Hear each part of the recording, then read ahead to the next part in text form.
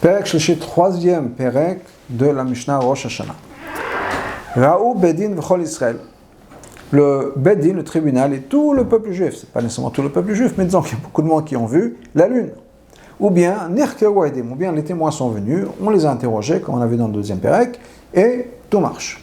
Mais, lo ispiku lomar mekudash. Mais le Bedin n'a pas eu le temps de dire mekudash, d'annoncer que le mois est sanctifié, puisqu'on avait vu plus tôt dans le deuxième Perek qu'une chose très importante, c'est que le Bedin doit dire mekudash, doit annoncer que c'est sanctifié, et on a une source de ça de la Torah, du Chumash, que le Bedin doit l'annoncer, puisque Moshe devait annoncer le mois.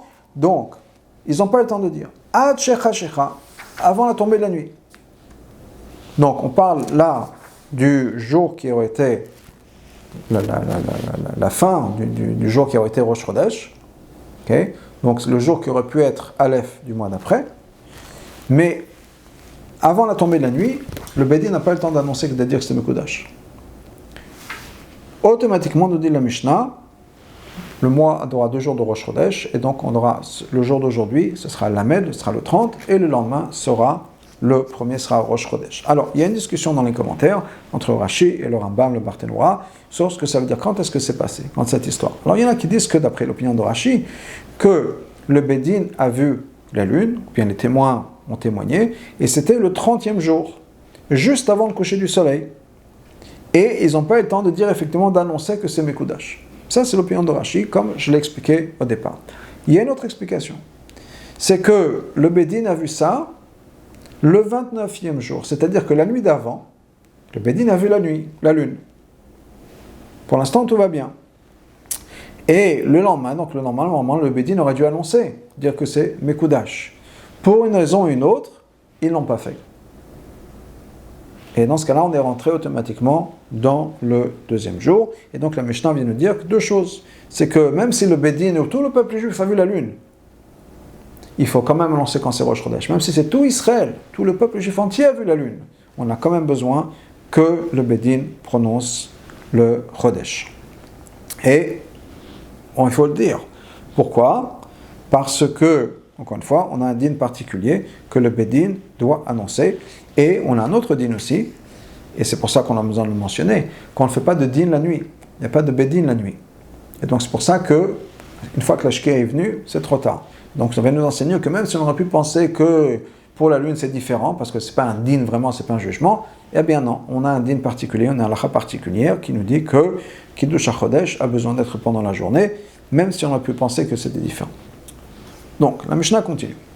Raou Bedin Bilvad.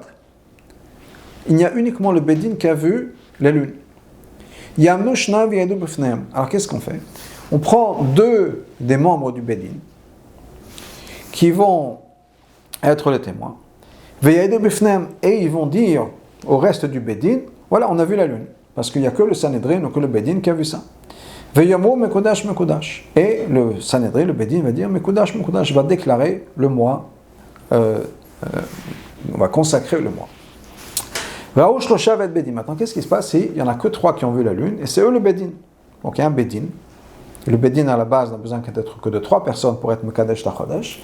Donc il y a 3 personnes qui sont là, et il n'y a que eux, que ces 3-là, qui ont vu la lune. Alors qu'est-ce qui se passe ? On a besoin de 2 pour témoigner. Maintenant, si on prend ces 2 pour témoigner, il ne reste qu'un seul. On a besoin d'avoir un Bedin devant qui on témoigne. Alors qu'est-ce qu'on fait ? Alors on nous dit la chose suivante. Ces 2, on prend 2 sur 3. Les 2 sur 3 vont se lever pour témoigner. Le témoignage doit se faire debout. Il reste un juge seul. Eh bien, on va prendre 2 autres juges qu'on va mettre à côté de ce juge-là, et on va témoigner devant lui. C'est-à-dire, il y aura maintenant 2 du Bedin de 3 qui vont devenir les témoins. Il y a un autre qui est là du Bedin, il n'y a pas de problème. On rajoute 2 autres personnes, comme ça on a un Bedin de 3, donc en tout on a 5 personnes, et les 2 témoins vont témoigner qu'ils ont vu la lune, et tout marche bien. Et on va dire que c'est Mekudash, parce qu'on ne peut pas avoir une personne à qui on va faire confiance, dans le sens où faire confiance, c'est pas qu'on pas dans le sens qu'on ne lui fait pas confiance, mais qu'il faut avoir un Bedin au moins de 3 personnes. D'où est-ce qu'on sait ça ? C'est basé sur le psukim, nous explique la Gemara. Hachem a dit à Moshe et Aaron, et il leur a donné les lois de Rosh Chodesh. Donc on a Moshe et Aaron, ce n'est pas Moshe tout seul. Maintenant, on sait qu'un Bédine ne peut pas avoir un nombre pair. Il faut toujours qu'il y ait un nombre impair. Et donc, s'il y a eu Moshe et Aaron, il devait nécessairement y avoir une troisième personne avec eux. Et donc, de là, on voit que le Kiddush HaChodesh, au moins 3 personnes. Moshe et Aaron, ils avaient certainement pris une troisième personne avec eux. Ensuite, on passe à quelque chose de complètement différent. On a fini maintenant avec le dinim de Kiddush HaChodesh pour l'instant, et on rentre dans les dinim du shofar. Mishnah Bet. Kol ha-shofaro ksherin chutz mishel para. Tous les shofars sont cachés, à part le shofar qui vient d'une vache. Pnei shu keren, parce que c'est pas un shofar, c'est ce qu'on appelle keren. Keren, c'est, en français, je pense qu'on a les deux, on se sert du même mot. Keren, c'est une corne. Et un shofar, on appellerait ça aussi une corne. Mais en hébreu, il y a 2 mots différents. Amar, Rabbi Yossi dit, Valo, kol ha-shofarot nikro keren. Rabbi Yossi, mais je comprends pas. Parce que n'importe quel shofar est aussi appelé keren. Donc quel problème le fait que c'est d'une para, une vache, on appelle ça keren. D'où est-ce qu'on voit ça? Shnema bimshor bekeren hayovel. On parle justement de sonner le shofar. Et on appelle ça bimshor bakeren. Quand on souffle dans le keren, dans la corne. Donc quel est le problème? Et ce que l'Agma nous explique, c'est que la différence, c'est que d'après Rabbi Yossi, tous les shofars sont appelés keren et shofar. Les deux. Par contre, pour une vache, on appelle ça que keren, pas un shofar. Mishnah Gimel. Shofar shel Rosh Hashanah. Le shofar dont on va sonner Rosh Hashanah. Et il nous dit shel Yaal. C'est d'un bouquetin, un ibex. C'est une corne qui est pashut, une corne qui est droite. Certains animaux, certaines gazelles, etc., ont des cornes qui sont droites. Pas courbées comme des béliers, mais droites. Donc le shofar de Rosh Hashanah est droit.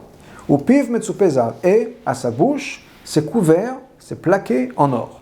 Maintenant, c'est pas dire la bouche, l'endroit qu'on va mettre exactement dans la bouche, parce que ça, on ne peut pas avoir d'interruption entre le shofar et la bouche, mais un peu plus haut, à l'extérieur de l'endroit où il y aura les lèvres, un peu plus haut, on mettra de l'or. Et ça, c'est pour l'honneur de Rosh Hashanah. On parle dans le Beth Amikdash. C'est uniquement dans le Beth Amikdash qu'il y avait ça. Du côté, dans le Beth Amikdash, quand on sonnait du shofar, on avait sur les 2 côtés des trompettes. 2 trompettes du côté. Shofar ma'arif vechatzrot mekatzrot. Et dans le Beth Amikdash, encore une fois, le shofar allait sonner plus longtemps que le chatzrotzrot, que les trompettes qui étaient plus courtes. Pourquoi est-ce qu'on faisait ça? Pour pouvoir entendre uniquement le shofar. Les trompettes allaient s'arrêter un peu tôt. Et on va continuer avec le shofar. Chez mitzvah, ayom le shofar, parce que la mitzvah du jour, c'est le shofar. On est Rosh Hashanah. Donc, on ne va pas avoir les trompettes qui vont sonner aussi longtemps que le shofar, ou plus longtemps que le shofar, mais elles s'arrêtent avant pour qu'on puisse entendre la voix du shofar. Mishnah Dalet. Betaniot. Quand il y avait un jeûne, et quand il y a un jeûne, on parle de Tanit Tzibur, un jeûne dans lequel on va proclamer quand il n'y a pas de pluie qui est tombée en Israël, on va faire des jeûnes, mais quand il y avait des jeûnes, on sonnait aussi du shofar.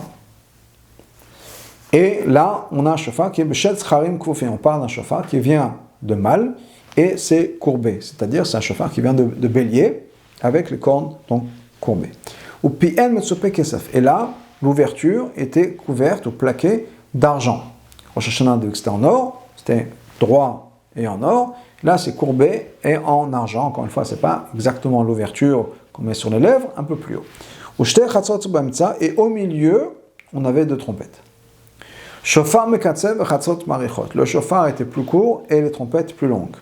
C'est-à-dire, à l'opposé de Rosh Hashanah, c'était les trompettes qu'on allait entendre plus que le shofar. Chez mitzvah tayom bechatzot, parce que la mitzvah du jour est avec les trompettes. C'est basé sur un pasuk qui est marqué dans le Sefer de Bamidbar, qui tavu milchama ba'atzechem alatzar atzoretchem va'arotem bechatzot. Quand vous allez avoir la guerre, et donc il y a un jeûne qui est fait pour la guerre ou pour une autre tzara, il y a un autre problème que j'ai mentionné la pluie au début, mais ça peut être d'autres choses, eh bien, utkakem ba'chatzatrot, vous allez sonner les trompettes. Donc, ce jour-là, on sonne les trompettes. Al-Kol Tzara, pour n'importe quel problème, je t'avoue le Tzibor qui est venu sur la communauté, on sonne des trompettes. Mishnah Shaveh Yovel Rosh Hashanah Ket Brachot. Le Yovel, et quand on parle du Yovel, donc c'est le jubilé, la 50e année, c'est-à-dire qu'il y avait des cycles à l'époque du Beth Amikdash, il y a les 7 ans de Shemitah, 7 fois 7 Shemitah, c'est-à-dire tous les 49 ans, l'année d'après, la 50e, c'était le jubilé, le Yovel. Eh bien, l'année du Yovel, l'année du jubilé, le jour du Yom Kippour, c'était une tefila particulière. Et la Mishnah nous dit que donc, le Yovel Rosh Hashanah et Ket Brachot, c'est la même chose que Rosh Hashanah d'habitude, chaque année, en ce qui concerne la Tkiya et les Brachot. C'est-à-dire les Tkiyot, comme on avait vu au départ, les Tkiyot c'était avec le shofar Pashut, avec le shofar qui était droit, avec la bouche qui était donc encore une fois couverte d'or, etc., des choses qu'on avait vu plus tôt. Eh bien on fait la même chose le jour de Yom Kippour, l'année du Yovel. Et les Brachot aussi, c'est-à-dire les Brachot qu'on a à Rosh Hashanah, pour de Moussaf, où il y a Malchuyot, Zechonot et Shofarot, les trois parties du Moussaf de Rosh Hashanah, eh bien on faisait ça le jour du Yom Kippour aussi, l'année du Yovel. Juste pour mentionner, de nos jours, alors que la majeure partie du peuple juif n'est plus en Israël, et on n'a pas le Beth Amikdash, on ne fait plus le Yovel, on fait uniquement des cycles de cette année, et même ça c'est des Rabbanim. Je reviens à la Mishnah, Rabbi Yehuda Omer, Berosh Hashanah token shel Zcharim. Rosh Hashanah, on sonne dans un chauffard de masse, un chauffard de bélier, ou Yovel, Beshem Yalim. Et le Yovel, c'était, on sonnait avec un chauffard, une corne qui était faite, donc c'était le chauffard Pashut, c'était une droite de ces bouquetins dont on se servait. Le Yerushalmi d'ailleurs nous explique pourquoi est-ce que Rosh Hashanah, qui est l'opinion de Rabbi Yehuda, pourquoi est-ce qu'on se sert d'un chauffard qui est kafouf, qui est courbé, pour se dire qu'on doit courber notre cœur à Hachem. Chez Libam kafouf, l'aviem shebashmaim, pour courber notre cœur, et c'est pour ça qu'on se sert d'un chauffard qui est courbé. C'est d'ailleurs amené dans le Shulchan Aruch aussi. Mishnah Vav. Shofar shenizdak v'dibko. Un chauffard qui a une fissure dans la longueur du chauffard. Donc si ça c'est le chauffard, d'un bout à l'autre, il y a une fissure quelque part qui s'est mise en place. Donc pas dans ce sens-là, mais l'orco dans ce sens-là. Ou dafko, et on l'a collé. On a mis de la colle, ou bien on l'a chauffé pour pouvoir fermer ça. C'est pas sous. Le chauffard n'est plus caché. Dibek shave shofarot. Si on a collé des bouts de chauffard, par exemple, on a un chauffard qui s'est cassé en 2-3 morceaux et on les a mis ensemble, on les a collés. Pas sous. Nikav ou stamo. Si un chauffard qui a eu un trou et on a bouché le trou. L'argument de la suivante. Im me'akev et atkiya, pas sous. Si ça empêche de sonner, c'est-à-dire ce chauffard-là avec le trou maintenant, on n'entend plus le son du chauffard, parce qu'il y a l'air qui va sortir. Dans ce cas-là, le chauffard, il n'est pas saoul. Même si on a bouché le trou. Imla, mais si le chauffard a toujours fonctionné toujours, même avec le trou, parce qu'il était tout petit, etc., dans ce cas-là, le chauffard qu'on a maintenant réparé, il est caché. Mishnah Zain. Hatokea le toch habor, le toch hadout, le toch hapitam. Donc quelqu'un qui sonne du chauffard, et il est dans un puits, dans la terre, quelque part. Ou bien, il est dans un grand tonneau, qui est hadout. Ou bien, il est dans ce qu'on appelle pitam. Pitam, c'est aussi une grande tonneuse, une grande urne en argile. Im kol ha-shofar shama yatsa. Donc il est en train de sonner le chauffard. Alors, le problème, c'est l'écho dedans. Donc s'il a entendu le chauffard lui-même, il est yotze, il est quitte. Im kol havara shama, mais ce qu'il a entendu, c'est l'écho du chauffard, lo yatsa, il n'est pas quitte. V'chen mishaya over achorei bet hakneset. La même chose, c'est quelqu'un qui passait derrière une synagogue. Ou shaya beto samoch le bet hakneset. Ou bien sa maison est à côté de la choule. À côté du Beth Knesset, à côté de la synagogue. Veshama kol shofar, ou kol megillah. Et il a entendu le shofar, ou bien il a entendu la megillah. Im kiven libo yatsa. S'il a eu en tête d'être yotse du shofar, d'être yotse de la megillah, il est yotse. Ve'im lav lo yatsa. Mais s'il n'a pas eu en tête d'être quitte, même s'il a entendu, il n'est pas quitte. Af al pi sheze shama veze shama. Même si dans les deux cas, il a entendu. Quelle différence? Un a eu la kavana et l'autre n'a pas eu la kavana. C'est-à-dire que dans un cas, la personne a pensé être quitte, dans l'autre cas, la personne n'a pas pensé être quitte. Donc il faut absolument penser être quitte. Maintenant, il faut aussi rajouter que non seulement ça, mais il faut que la personne qui sonne le chauffard, ou bien la personne qui lise la Megillah, ait en tête d'être motzi, de faire en sorte que les gens qui vont écouter sont yotze. De manière générale, c'est fait comme ça, que toute personne qui va entendre, surtout si c'est dans une synagogue, toute personne qui va entendre la Megillah, toute personne qui va entendre le chauffard va être yotze. Donc il inclut tout le monde, même si ce n'est pas exactement qui ça va être, mais la personne qui va entendre a aussi besoin d'avoir en tête d'être yotze. Mishnah Chet, là on parle d'être quitte, d'écouter, etc. Et on nous dit la chose suivante. Rien à voir directement avec Rosh Hashanah. Donc, pour parler de la kavana, de l'intention qu'on a, il est marqué dans la guerre d'Amalek, c'est dans la paracha de Beshalach, à la fin de la paracha de Beshalach, que donc Yoshua se bat avec Amalek et Moshe était en haut de la montagne. Et on a dit que quand Moshe levait les mains, le peuple juif gagnait. Et si Moshe baissait les mains, le peuple juif perdait la guerre. Donc, il y a Aaron et Hur qui sont mis là-bas, ils ont mis des pierres sous les bras de Moshe, ils ont tenu Moshe pour l'aider. Donc la Mishnah dit la chose suivante. Est-ce que ce sont les mains de Moshe au Sot Melchama, au Shavot Melchama, ce sont elles qui gagnent la guerre, ou bien qui perdent la guerre? Et alors Malach, il te dit, Kozman, Shahu Israël Mistaklim Klape Mana. Tant que le peuple juif regardait vers le haut, Meshabdin et Libam Laviem Sheba Shamaim, et donc ils donnaient leur cœur esclaves, si on peut dire. Ils subordonnaient leur cœur à leur père au ciel. Ayum Ingarmi, à ce moment-là, ils prenaient le dessus dans la guerre. Imlav, ils ne faisaient pas ça.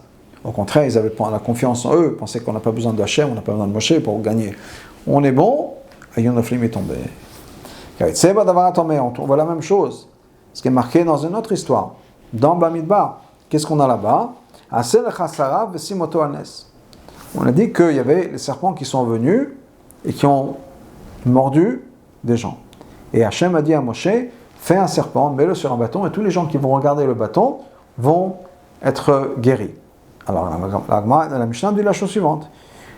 Le pasuk dit Vayakol anashur vara oto v'chai. Toute personne qui a été mordue par le serpent va regarder sur ce serpent qui a été fait par Moshe, un serpent qui a été fait en cuivre. Et donc Moshe l'a mis sur un bâton, toute personne qui a regardé le serpent a vécu. On nous dit est-ce que c'est le serpent qui tue ou le serpent qui donne la vie? Non. Là, mais Israël mistaklin klape mana, quand le peuple juif regarde vers le haut, et ils donnent leur cœur, ils subordonnent leur cœur à leur Père au ciel, ils étaient guéris. Mais sinon, ils mouraient, ils pourrissaient à cause de la nourriture du serpent. On revient à la chod du shofar, on dit la chose suivante. Cheresh, c'est quelqu'un qui est sourd-muet. Shoté, quelqu'un qui est fou. Katan, un enfant qui n'est pas bar mitzvah. En motzin et arabim yedechovatam, ne peut pas rendre les gens yotze de leur obligation. S'ils ont sonné du shofar, les gens ne peuvent pas être quittes.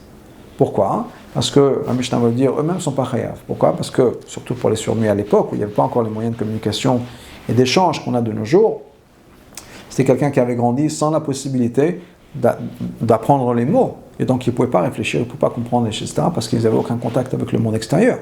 Donc, ils étaient exempts des mitzvot, et la même chose pour quelqu'un qui est fou, qui n'est pas bien, ou bien un enfant qui n'est pas encore dans la mitzvah. Zakla, la Mishnah dit, voilà la règle principale. Toute personne qui n'est pas obligée de faire une mitzvah, ne peut pas rendre les autres quittes de la même mitzvah.